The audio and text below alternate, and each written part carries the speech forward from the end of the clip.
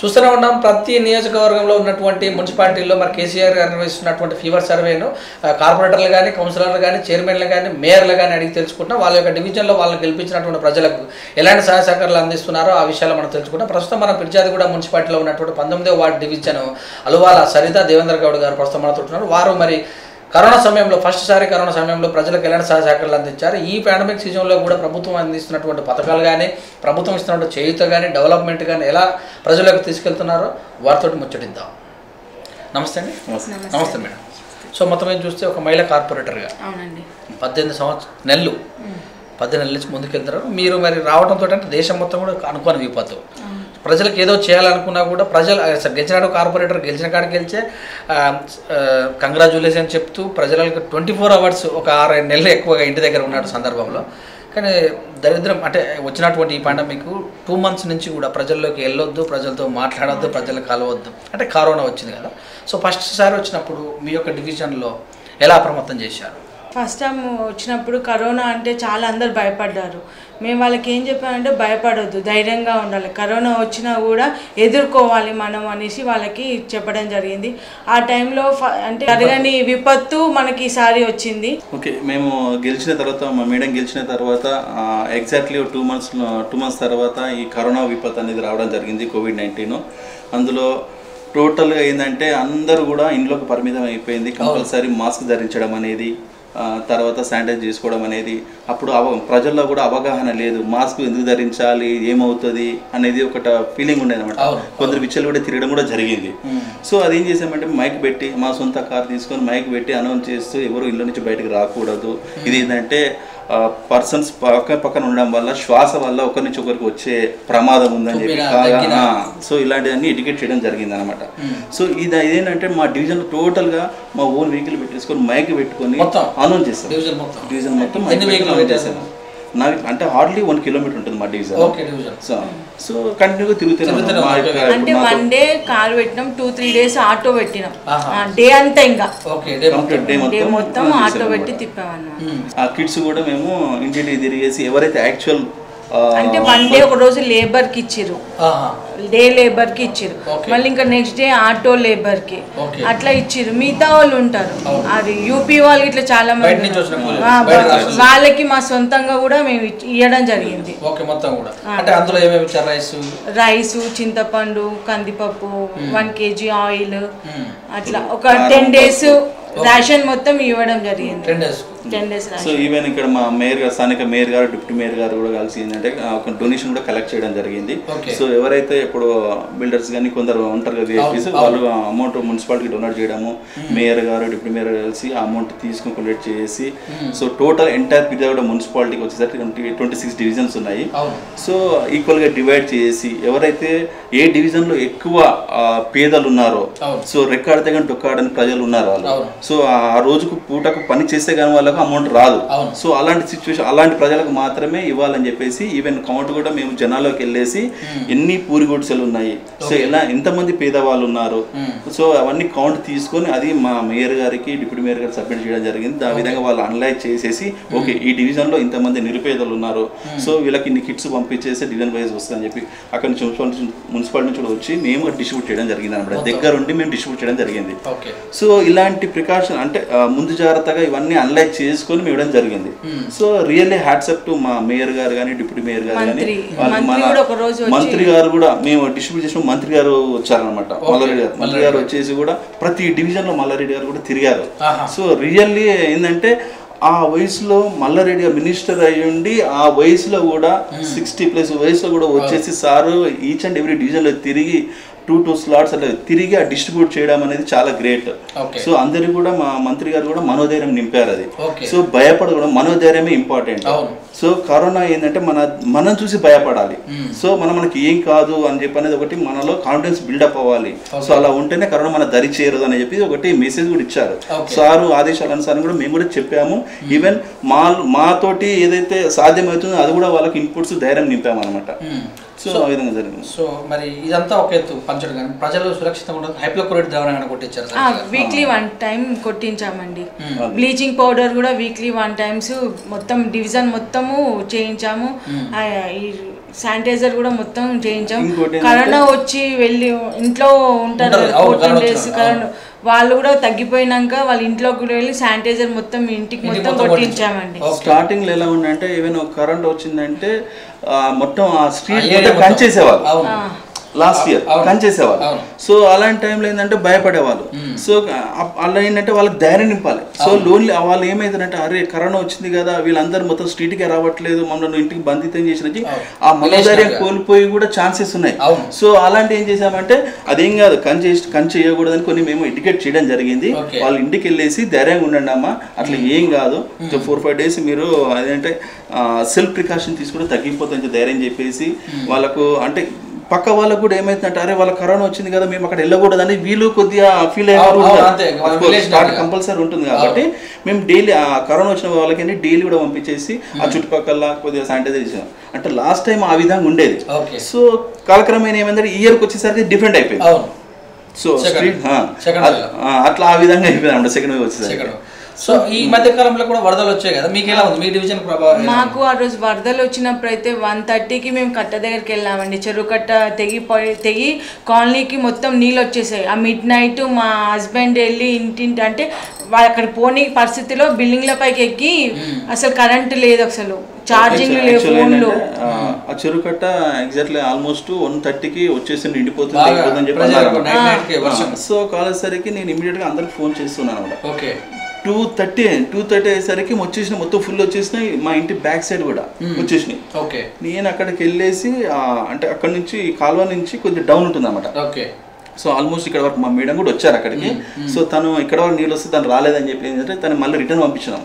తను కూడా అక్కడ దాకా వచ్చింది బట్ మళ్ళీ రిటర్న్ పంపించాం లేడీస్ కాబట్టి అని చెప్పి మళ్ళీ నైట్ నడుము మటుకు నీళ్ళలోకి వెళ్ళేసి శ్రీకృష్ణ కాలనీ అని చెప్పి అక్కడ ఉంది. ఆ పాటు నా డివిజన్ కూడా వస్తాడు. కింది కాలనీ కూడా అరౌండ్ చాలా ఉన్నాయి.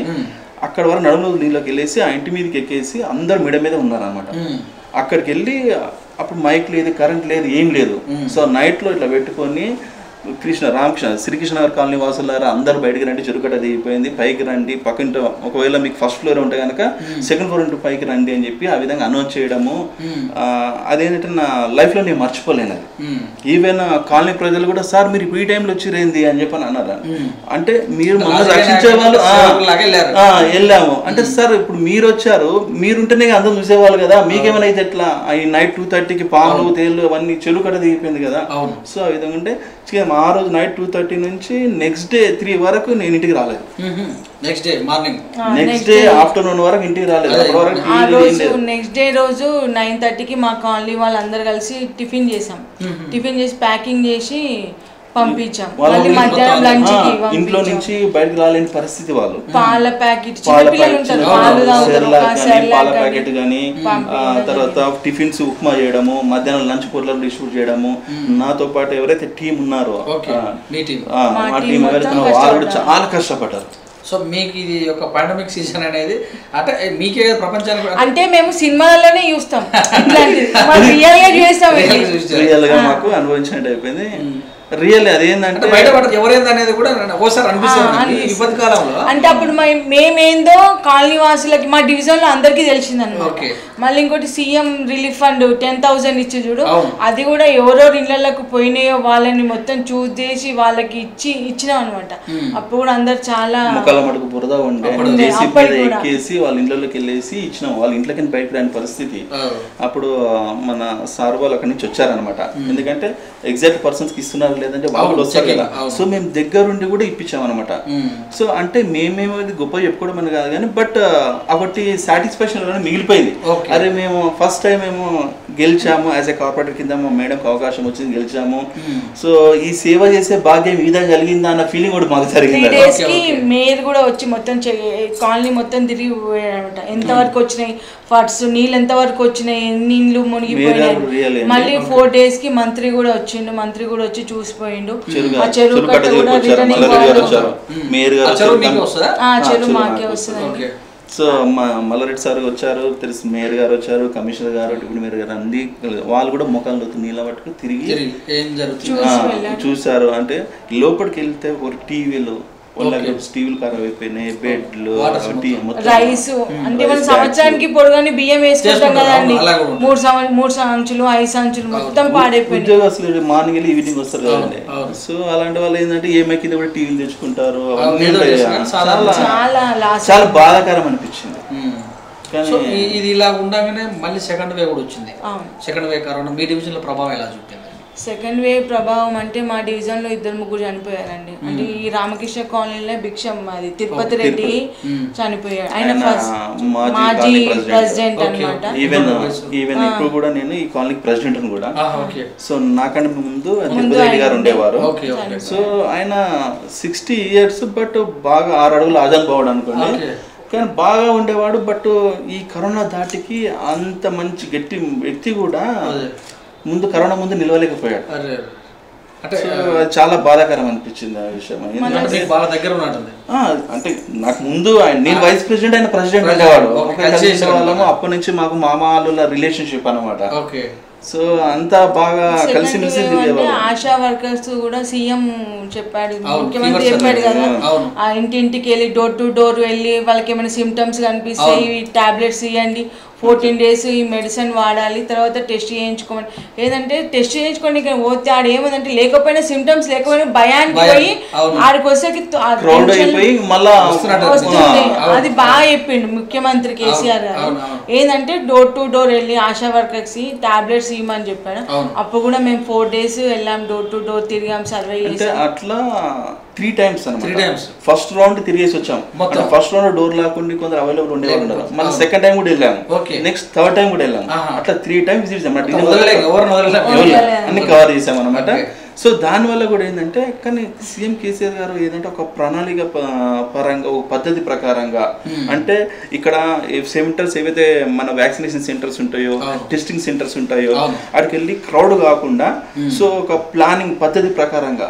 సో రియల్లీ ఆయన పెద్దవారు, కానీ మనం అప్రిషియేట్ అని చెప్పి అనకూడదు, బట్ పెద్దవారు, బట్ రియల్లీ గ్రేట్ అండి. అంటే ఒక పద్ధతి ప్రకారంగా సో ఈ విధంగా ఆశా వర్కర్ని ఇంటికి పంపించేస్తే అక్కడ క్రౌడ్ తగ్గుతుంది.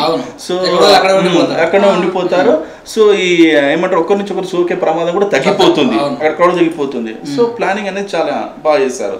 దాని తర్వాత ఆశా వర్కర్లతో ఒకటి, నెక్స్ట్ డ్వాక్రా గ్రూప్ మహిళలు ఉంటారు కదా, సో గ్రూప్ మహిళలకు ఓన్లీ మన మొబైల్ యాప్ ఇచ్చేసి వాళ్ళు అక్కడ రిజిస్ట్రేషన్ చేసుకోవడం, నెక్స్ట్ డే అక్కడ చేసుకోవడం అనేది, అక్కడ కూడా క్యూ తగ్గిపోతుంది. సో తర్వాత స్ట్రీట్ వెండర్స్ ఉంటారు, షాప్స్ ఉంటారు కదా, షాప్స్ లో కూడా వర్కర్స్ 2-3 ఉంటారు. ఈచ్ అండ్ ఎవరీ షాప్ లో కంపల్సరీ వర్కర్ పెట్టుకుంటారు. సో అక్కడ కూడా లేచి రిజిస్టర్ చేయించుకోవడం, నెక్స్ట్ డే అక్కడ వాళ్ళు వ్యాక్సిన్ తీసుకోవడం, టిఫిన్ సెంటర్స్ వాళ్ళకి. సో ఈ విధంగా చాలా బాగా, అంటే ఆ థాట్స్ అనేది రావడం అనేది చాలా గ్రేట్. అది సో ప్రజలకు అంటే ఇక్కడ ప్రతిపక్షాలు కూడా నోరెత్తకుండా ఇబ్బంది కలగకుండా. ఏంటండి, ఇప్పుడు ఒకటి సామెత ఉంది కదా, పండ్లున్న చెట్టుకు రాళ్ళ దెబ్బలు అని ఉన్నది కదా. సో అఫ్ కోర్స్ ఈ సామెత వర్తిస్తుంది అనుకుంటాను.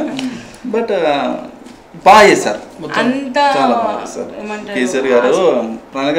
ప్రణాళిక అనేది చాలా బాగుంది. సో కరోనా ఈ సమయంలో మరి ఎత్తేయడం చాలా ఇబ్బందికరంగా ఉంటుంది అన్నట్టు కూడా ప్రతిపక్షాలు అంటారు. దాని మీద ఏం చెప్తారు? ఏంటండి ఈ సమయంలో అంటే ఇంకా కొద్ది రోజులు నుంచి బాగుండు లాక్డౌన్ అంటున్నారు ప్రతిపక్షాలు. కానీ లాక్డౌన్కి కొన్ని రోజులు ఉంటే బాగుండు అని చెప్పని, ఇప్పుడు కరోనా అనేది కోవిడ్ అనేది తగ్గిపోయింది కదా. ఇప్పుడు స్టెప్ బై స్టెప్ అంచెలుగా సార్ ఏం చేశారు, ఫస్ట్ ఇనీషియల్ గా నైటే పెట్టారు, దాని తర్వాత ఓన్లీ 4 hours టైం ఇచ్చారు. సో దాని ఇంపాక్ట్ తెలిసిపోతుంది. సో ఈ ప్లానింగ్ అనేది ఇంపార్టెంట్. 10 o'clock వరకు చూసారు, సో అప్పటి వరకు కేసు తగ్గినాయి. నెక్స్ట్ మళ్ళీ సడలింపు ఇచ్చేసి 1 o'clock వరకు పెట్టారు. సో దాని తర్వాత ఈవినింగ్ వరకు చేశారు, 5 వరకు చేశారు. దాని తర్వాత టోటల్ ఎత్తేసారు.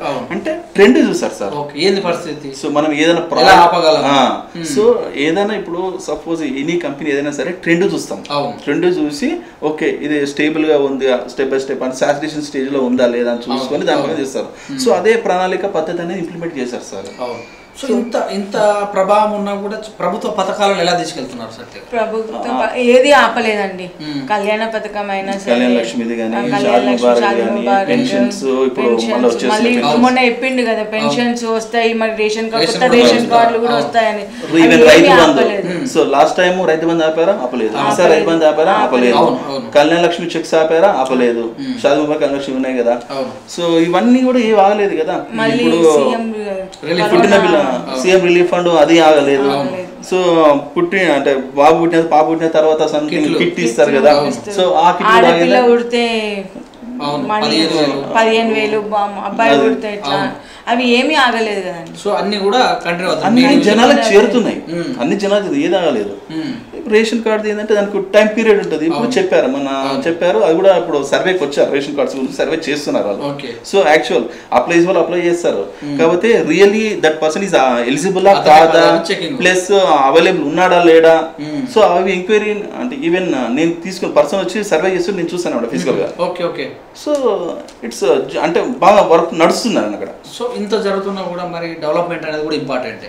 సో మనం ఎంత ఇంట్లో ఉంటామా బయట ఉంటామా అంటే బయటకి నీళ్ళు రావటం కానీ, కరెంట్ సరిగా ఉండటం కానీ, బయటకు వెళ్తే స్ట్రీట్ లైట్ కానీ. సో ఇంట్లో కూర్చున్నా కూడా ప్రభుత్వం ఏం చేస్తుంది అనేది నిదర్శనానికి డెవలప్మెంట్. సీసీ రోడ్లు కానీ, మన్ను రోడ్లు కానీ, సో ఏమైనా సుందరీకరణ చేసినటువంటి ఏవైనా కాంప్లెక్స్లు కానీ. సీసీ అది కరెంటు పోల్స్ ఎన్ని 3 lakhs మొత్తం టోటల్గా మా డివిజన్కి వస్తుంది. అంటే ఎంటైర్ టోటల్ మున్సిపాలిటీకి వస్తుంది. మేము అంటే మేయర్ గారు, డిప్యూటీ మేయర్ గారు, అంటే ఈవెన్ మంత్రి మల్లారెడ్డి గారు ఆదేశాలు, అంటే అఫ్కోర్స్ పైనుంచి మన సీఎం గారు ఆదేశాలు అక్కడి నుంచి వస్తే మా సార్ మంత్రి మల్లారెడ్డి గారు సార్ కూడా వచ్చారు ఇక్కడ కూర్చొని. సో మీ మున్సిపాలిటీలో ఏవి ఉన్నాయి ప్రాబ్లమ్స్, శ్మశాన వాటికలు ఉన్నాయి, వాటికి ప్రావిడెంట్ చెప్పారు. మల్లారెడ్డి గారు కూర్చొని ఇవి కంప్లీట్ చేయించండి. నెక్స్ట్ అదే విధంగా సీసీ రోడ్స్ కానీ, వర్షాకాలం వస్తుండగా ఫస్ట్ డ్రైనేజ్ కరెక్ట్గా ఉండాలి, లోతట్టు ప్రాంతాల్లో పర్ఫెక్ట్ మ్యాన్స్ చేసి వాటర్ డైవర్ట్ చేయడం అలాంటిది కానీ. సో ఇలాంటివి చేయమని మన మంత్రి మల్లారెడ్డి గారు చెప్పారు. అదే మంత్రి మల్లారెడ్డి గారి ఆజ్ఞ ప్రకారంగా మా మేయర్ గారు కానీ, డిప్యూటీ మేయర్ కానీ, మేము అందరు కార్పొరేటర్స్ అందరు కూర్చొని ఇవన్నీ డిస్కస్ చేసుకుని సో ప్రయారిటీ ఏంటి అనేది. సో మా మేయర్ గారు కూడా కూర్చొని ఏంటంటే మేయర్ గారు వెల్ ఇంటెలిజెంట్ పర్సన్, ప్లానింగ్ లో చాలా పర్ఫెక్ట్ గా ఉంటారు. సో ఇంప్లిమెంటేషన్ లో డిప్యూటీ మేయర్ గారు. సో ప్లానింగ్ ఇంప్లిమెంటేషన్ ఇవన్నీ ప్లానింగ్ ఇంప్లిమెంటేషన్ రెండు ఉంటేనే సక్సెస్ అవుతాం. సో వీళ్ళిద్దరు కూర్చొని ఈవెన్ కార్పొరేటర్ తోటి ఇన్పుట్స్ తీసుకొని సో ఫస్ట్ దేనికి ప్రయారిటీ ఇవ్వాలని చెప్పి అది చూసుకొని చేశారు. లాస్ట్ టైము గెలిచిన తర్వాత పట్టణ ప్రభుత్వం వచ్చేసరికి ప్రతి ఒక్క డివిజన్లో వచ్చేసరికి రోడ్ సైడ్ బుషెస్ కానీ, ఇళ్ళలో అంటే ఇప్పుడు చెత్త ఎక్కడ ఇళ్ళలో ఎక్కడ పడితే అక్కడ వేయకుండా ఎక్కడ ఒకటి జాగ్రత్త తీసుకొని డస్ట్బిన్స్ డిస్ట్రిబ్యూట్ చేయడము. సో చెత్తను చెత్త పుట్టులు వేయడం అనేది డస్ట్బిన్స్ డిస్ట్రిబ్యూట్ చేసాం. అది so road side bushes clean చేయించడము. సో దాని మీద ఫోకస్ పట్టణ ప్రజలు అంతా చేసాం అనమాట. దాని తర్వాత అదే విధంగా డ్రైనేజ్ మీద ఫోకస్ పెట్టాము. మెయిన్ ఇప్పుడు అప్పుడు కరోనా కాలం ఏంటంటే ఫస్ట్ మన పరిసరాలు నీట్గా ఉంటేనే మనకు ఎలాంటి అనారోగ్యం అనేది రాదు. సో మనం ఆరోగ్యంగా ఉంటేనే అన్ని చేయగలుగుతాం. సో ఆ కాన్సెప్ట్ లో మా మేయర్ గారు, మా మల్లారెడ్డి గారి ఆదేశాల అనుసారంగా ఈ విధంగా ప్లానింగ్ చేసి సో ఫస్ట్ దాని మీద ఫోకస్ పెట్టాం. So neatness is important. Neatness ఉంటేనే మనిషి ఆరోగ్యంగా ఉంటాం, మనిషి ఆరోగ్యంగా ఉంటేనే ఏదైనా చేయగలుగుతాం. సో అంటే హెల్త్ ఈజ్ ఇంపార్టెంట్ కదా. సో దాని మీద ఫోకస్ పెట్టారు అన్నమాట. దాని తర్వాత నెక్స్ట్ డ్రైనేజ్ అయిపోయిందా సీసీ రోడ్ మీద ఫోకస్ పెట్టారు. Next as a common man సిటిజన్కి ఒక సిటిజన్కి రిక్వైర్మెంట్ ఏంటి? రోడ్లు ఫస్ట్ ఇనిషియల్ ఏంటి? Drainage important, water important, current important, ఈ మూడు. సో ఆయనకు కావాల్సింది అవే ఒక పర్సన్కి ఒక ఇల్లు కట్టుకునే. సో దాని మీద ఫోకస్ చేసి కరెంట్కి ఏంటంటే ఒక 3 lakhs బడ్జెట్, అంటే ఈచ్ అండ్ ఎవ్రీ డివిజన్కు 3 lakhs బడ్జెట్ పెట్టుకొని wherever is poles is required అంటే న్యూ పోల్స్ ఎక్కడ లైట్స్ లేవో లైట్స్ వేయడము, 3 phase కరెంట్ ఎక్కడైతే లేదో అక్కడ ఇనిషియేట్ చేయించడము. సో అదొకటి. దాని తర్వాత సీసీ రోడ్స్ ఎక్కడైతే హౌజెస్ ఉన్నాయి బట్ అక్కడ ఏమంటే పాదచారులు నడవడానికి ఇబ్బంది ఉంది అన్న ప్లేస్లలో సీసీ రోడ్లు వేయించడము. సో అదొకటి తీసుకున్నాం అనమాట. డ్రైనేజ్ కూడా వేరెవర్ ఇస్ రిక్వైర్డ్ అక్కడ డ్రైనేజ్ వేయించడము అంటే జరిగింది.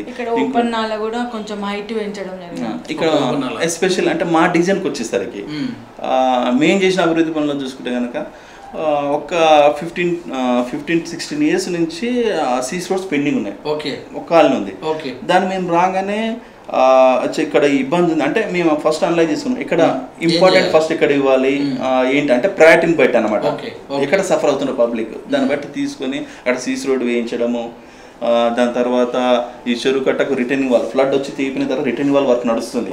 సో మేయర్ గారి దృష్టికి తీసుకెళ్ళాలన్నమాట. అన్న ఇది చెరువు కట్ట ఫ్లడ్ వచ్చి తెగిపోయింది కదా, రిటర్న్ వాళ్ళు వేయించాలి, దాని గురించి అని అంటే ఇక్కడ మున్సిపల్ నుంచి కదా హెచ్ఎండి నుంచి కావాలి.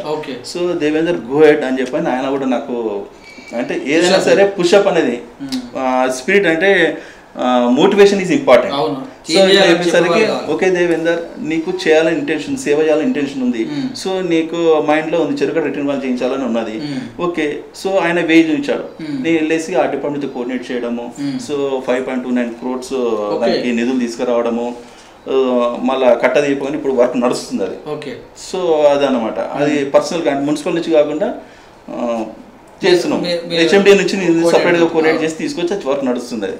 ఈవెన్ లోకల్లో కూడా అక్కడ రిటర్నింగ్ ఓపెన్ నాలా ఉంది, దానికి రిటర్నింగ్ వాళ్ళు కట్టించడము, మళ్ళీ డ్రైనేజ్ కూడా వేయించాము, ఈవెన్ పార్క్స్ ఉన్నాయి, పార్క్స్ కంప్లీట్ చేయించాము, శ్మశాన వాటిక కాంపౌండ్ వాళ్ళు వర్క్ ఎప్పటి నుంచో పెండింగ్ ఉన్నాయి, అవి చేయించాము అనమాట.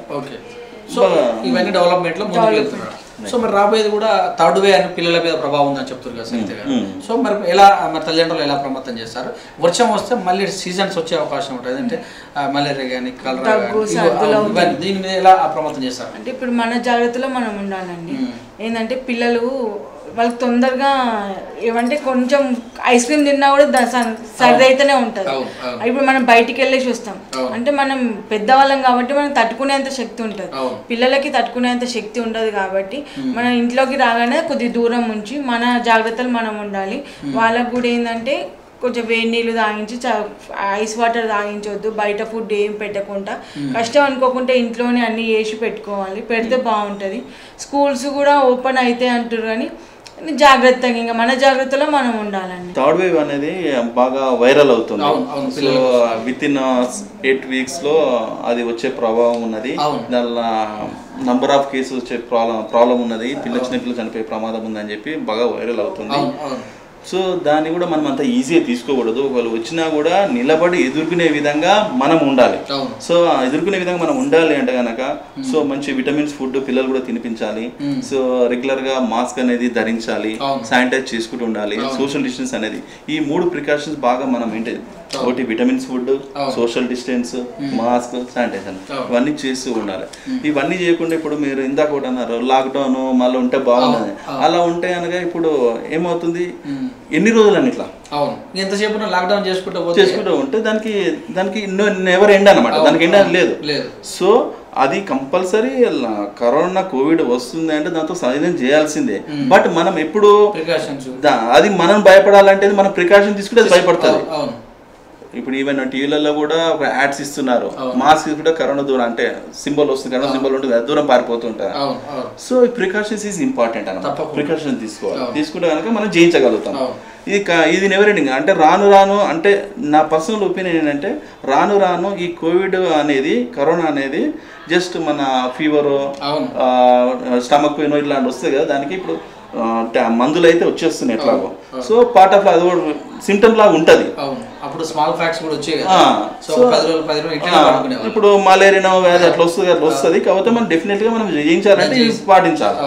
సో అదే అండి. సో సరిత గారు, సో ఎలా కోఆపరేషన్ చేస్తున్నారు దేవేందర్ గౌడ్ గారు? ఇద్దరం కలిసి బాగా వేసుకుంటాం. ఏంటంటే నేను కార్పొరేటర్ లేడీస్కి వస్తుంది అనేసి అనుకోలేదు, ఫస్ట్ జెంట్స్కే వస్తుందని ఈయననే నిలబడుతుంటారు, కానీ లేడీస్కి వచ్చింది. నన్ను మోటివేట్ చేసిండు, నువ్వు నిలబడాలి, గెలుద్దాం, ఇద్దరం కలిసి చేద్దాం, సేవ చేద్దాం అనేసి అన్నాడు. అంటే లేడీస్కి వచ్చింది, దేవుని దయ వల్ల ప్రజలందరూ మమ్మల్ని ఎన్నుకోవడం జరిగింది. ఎన్నుకున్నాక మేము బాగానే చేస్తున్నాం, ఏదున్నా ఇద్దరం మాట్లాడుకుంటాం, కలిసికట్టుగా చేస్తున్నాం. అంటే ఎక్కడెక్కడ ప్రాబ్లం ఉంది, సీసీ రోడ్లైనా ఎక్కడ ఏ సమస్య ఉన్నా కూడా ఇద్దరం కలిసి మాట్లాడుకొని ఇద్దరం కలిసి చేస్తాం. డివిజన్ కూడా నన్ను వీక్లీ 1 times తీసుకెళ్తూనే ఉంటాడు, అన్ని అందరితో ప్రాబ్లం ఉన్నా చూస్తూనే ఉంటాం. ఇప్పటికైతే బాగానే ఉందండి. సో మాకు ఈ విధంగా సేవ చేసే భాగ్యం లేదు. అంటే ఇంకోటి ఏంటంటే సేవ చేద్దామని వచ్చాము, బట్ ఈ ఫ్లడ్స్ వల్ల ఇంకెక్కువ సేవ చేసాము. అది మీలో ఉన్నటువంటి మానవత్వం బయట తీసుకొచ్చి. సో ప్రజలకి ఏం చెప్తారు మా టీవీ తరఫున? సో అందరూ ఇప్పుడు ప్రజెంట్ ఈ కోవిడ్ సిచ్యువేషన్లో కంపల్సరీ ఇప్పుడు ఇంకా వేరే చెప్పడానికి లేదండి, కంపల్సరీ మాస్క్ ధరించాలి, శానిటైజర్ చేసుకోవాలి, సో సోషల్ డిస్టెన్స్ అనేది మెయింటైన్ చేయాలి, మంచి విటమిన్స్ ఉన్న ఫుడ్ తినాలి. సో అది రిక్వైర్మెంట్. యాజ్ వెల్ యాజ్ మనల్ని మనం రక్షించుకుంటూ మనము అంటే మనం సస్టైన్ అవ్వాలంటే అఫ్కోర్స్ ఈ వర్క్ అనేది ఇంపార్టెంట్. సో మన జాబ్ జాబ్ చేసుకోవాలంటే ఇవన్నీ 4 పాటిస్తూ ఆ జాబ్ చేసుకోవాలి. ఈవెన్ బిజినెస్ ఉన్న వాళ్ళు కూడా ఇవన్నీ పాటిస్తూ బిజినెస్ చేసుకోవాలి, జాబ్ చేసే వాళ్ళు కూడా ఇవన్నీ పాటిస్తూ జాబ్ చేసుకోవాలి. సో అందరూ క్షేమంగా ఉండాలి. అని కోరుకుంటున్నాను.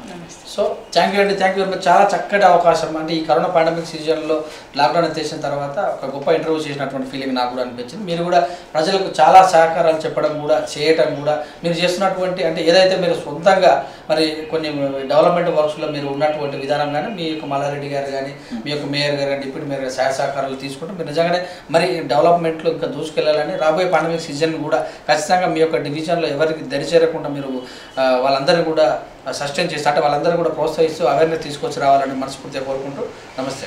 Thank you. సో ఇదని మరి ఇప్పటివరకు మరి విద్యార్థుల డివిజన్ 19వ డివిజన్ నుంచి గెలిచినటువంటి అల్వాల మరి సరిత దేవేందర్ గౌడ్ గారు చెప్పినటువంటి విషయాలు మనం చూస్తూనే ఉన్నాం. వారు మరి వారి యొక్క చేయుత ప్రజలకు, వాళ్ళని గెలిపించినటువంటి ప్రజలకు ఎలాంటి సహాయ సహకారాలు అందించారో మనం వారు చక్కగా వివరించారు. చూస్తూనే ఉండండి విత్ న్యూస్. లక్ష్యం సమాజం అయితే కేవలం శాంతం సురేష్ దాంట్లో ప్రజలు కూడా మెచ్చారు.